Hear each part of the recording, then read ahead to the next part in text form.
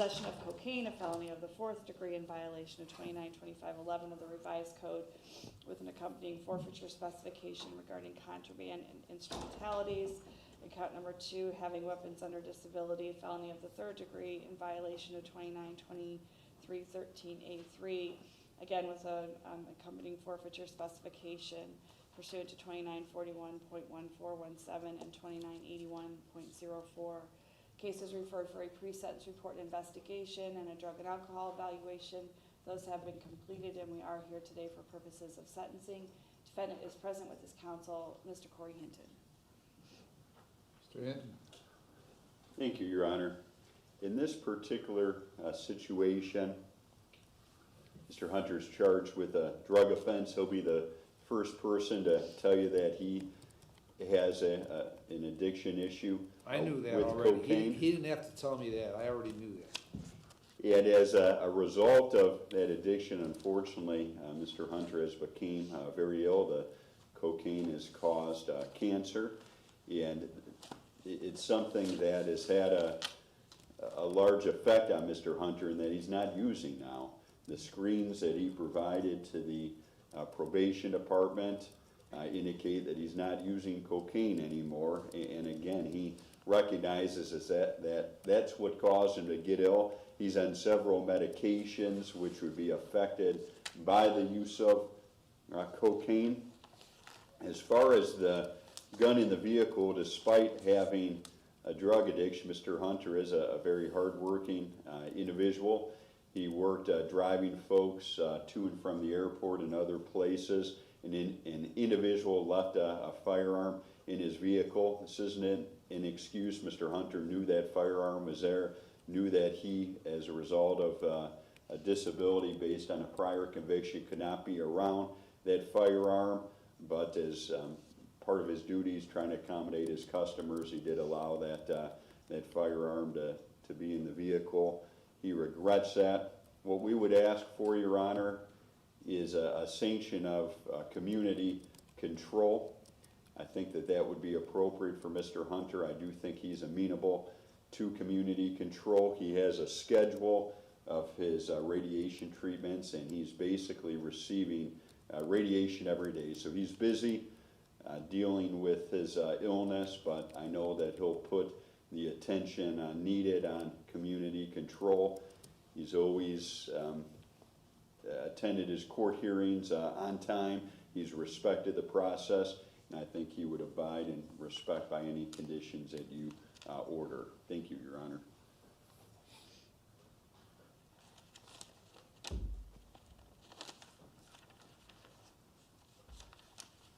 All right, Mr. Hunter, what do you want to tell me? Should I stand up, sir? You can, whatever. You can sit down or stand up. It's up to you. Okay. Over the years, like you said, you're familiar with my case and my drug addiction. It's no excuse, but like I said, something I desire, I like, but it ended up causing me cancer in my throat, cysts and throat, neck. I take chemotherapy once a week on Tuesday, 7 days of radiation, taking a lot of medication. I'm regretful, like I said, with the gun issue, I know Brian Bennett, you know what I'm saying? He left it there on my way before I got pulled over, take it back. But I take responsible for that. But at the end of the day, all I'm asking you, give me a chance not to take my license, because I have my company card. I put that in my company name also. Where I continue trying to make money while I'm going back and forth to the doctor. I go to radiation 5 days a week, Monday through Friday, chemo on Tuesday. And then I have whatever you put more upon me to do, I would need transportation to get there, sir. Where are you getting your treatment? Cleveland Clinic. All the documents and everything. Which The facility? main campus, on the Tulsa Cancer Center on 102nd and Carnegie. All right. What's your? You said you get radiation every day. Monday through Friday. I brought the paper. Okay. What time do you do that? There's different times. The time schedule is here, sir. All right. And then you said, what's the chemo? Every Tuesday. That's 3.5 to 6 hours on Tuesday. Okay. How long is that treatment plan scheduled for? This one is see what the result of the radiation. It's for 7 weeks scheduled to see if the tumors in my neck is going to shrink or not. Then the next phase will be operation. How many weeks into it are you? Second week, sir. Here, So you're in your second week of radiation? Yes.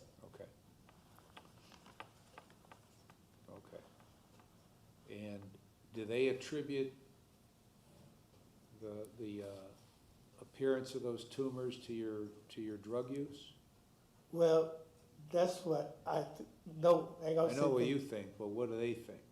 Well, yes, because it's in between my nose, my throat, and my ear. Yes. It's a written document. I turned everything in I needed to. So how long how long altogether you've been playing around with the cocaine? Over 10 years or more. Most of my life. Say 30 years old. Do you know why you do that?